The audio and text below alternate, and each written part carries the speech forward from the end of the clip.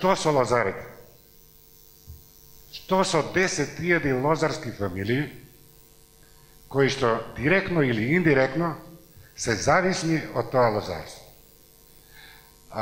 Состојбите во лозарството се објаснуваат само со еден збор – катастрофа. Знам дека откупот на грозјето не ви е целосно исплатен.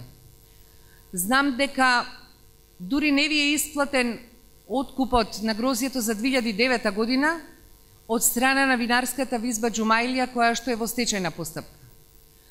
Знам дека оваа власт ви даде по 2 динари субвенција за килограм грозје во 2012 година пред локалните избори, за да во 2013 ви укина. Знам дека цените на репроматеријалите ви се тројно поскапи и знам на крај дека сте уценувани и на некој начин зависни од неколку откупувачи на грозје кои што ја формираат цената на грозјето, а со самото тоа тие ја злоупотребуваат доминантната пазарна позиција. Субвенциите во јануари и февруари, која ќе се зарежува лозјето, која најмногу им требат на земјоделците, и плафонирани цени на грозјето, колку за Вранецот, колку за Смедеревката. Секоја година се утврдува однапред. Што значи плафонирани цени? Минимум цена. Однапред гарантирана. Државата заедно со менеджментот на компаниите и сите ресурси од стотици милиони евра да изгарантира цената. И да знаат однапред лозарите, таа толку силна земјоделска гранка во Македонија, која ќе биде цената оваа година на грозјето. Посебно на главните Вранецот и Смедеревката е најважното. Имаме највисок БДП во Европа.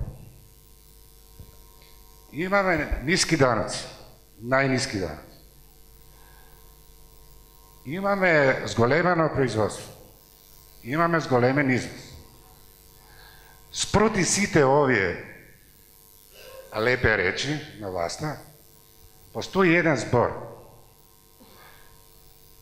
Имаме најбеден народ во Европа. Што е проблемот? Прашањето е сосема на место, бидејќи самото ја покажува која е илузијата која што се обидуваат овие луѓе да ни ја продаваат секој ден. Најверојатно овие луѓе, пред се Груевски, Ставровски и остатокот од економскиот тим на оваа власт, ќе конкурираат да бидат добитници за Нобелова награда за економија, која ќе го објаснат ова што нашиот пријател, другар, тука го каже. Тоа го можете само на тој начин, кога сите институции заедно со медиумите ги контролирате и се обидувате да ја скриете вистината и да продавате некоја шарена приказна во која што народот треба да ви верува. И народот може да го лажете неколку години, можете ве покаже и 8 години, и 9, но еден момент вистината ќе излезе на виделина. Имајте во предвид дека и некои од најголемите криминалци на крајот биле фатени со тоа што ги издали нивните сметководители. И тука целата оваа фарса се крие во постојаното и редовно фалсификување на податоците за тоа како се движи бруто домашниот производ, колку е бројот на невработените и слично. Значи, постојат информации за зголемување на загаденоста на воздухот, посебно од фени кавадарци, дека се користат гумите како алтернативно гориво. Кои се последиците и што е решението на СДСМ како идна власт? Значи, ние како опозиција не може да знаеме што се случува во ФЕНИ, веќе тоа е работа на институциите на системот, односно на Инспекторатот за животна средина и на другите инспекции во државата.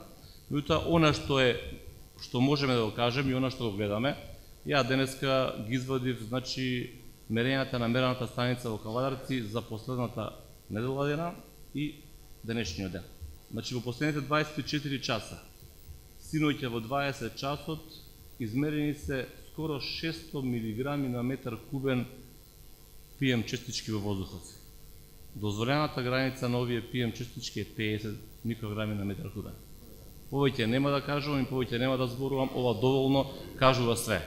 Значи, овие не се мерења на СДСМ, ова е официјално мерење на мерената станица во Кавадарци на Министерството за животна средина и просторно планирање. Значи СДСМ не е за затварање на големите загадувачи и на бркање на луѓето од работа. СДСМ е сите големи загадувачи кои прават профит да ги исполнат сите стандарди што се по закон, што треба да ги исполнат по закон. Да продолжат да работат луѓето кои се таму, меѓутоа да не загадуваат и да не ги умираат луѓето кои живеат во нивната непосредна средина. Сакам да слушнам од тебе на надлежен план како ќе живееме напред. Значи, Македонија е една од најизолираните земји. Ако продолжи вака, веројатно дека ни НАТО, ни Европската Унија, кои што се клубови на земји кои што споделуваат исти системи на вредности, нема да бидат отворени за Македонија. Дали мислите дека образованието треба од корен да се смени? Затоа што јас наискрено се плашам дали моето дете треба да го пуштам да оди на училиште. Сакам да ви кажам дека веднаш после промената на власта, освен тектонските промени во сите други сфери, кои што се до крај хаварисани, ќе следат и тука сериозни процеси на подобрување на образовниот процес. Тоа е наша обврска, наша цел и кон сегашните студенти, но и кон сите идни генерации кои што ќе пристапат на факултетите. Екстерното тестирање во основното и во средното ќе го укинеме. Ако беше. Ќе го укинеме, нема да постои.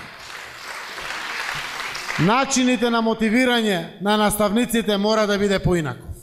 Мора да ја направиме прагматично образование со воведена пракса. Мора децата да имат по 3 до 4 часа од прво до четврто, не по 6, не по 7 часа. Мора да го направиме образованието каде што ќе излезат деца кои што ќе имат детство, ама ќе имат и квалитетно образование кое што ќе знаат доволно да го применат, да гледат семејства кога ќе завршат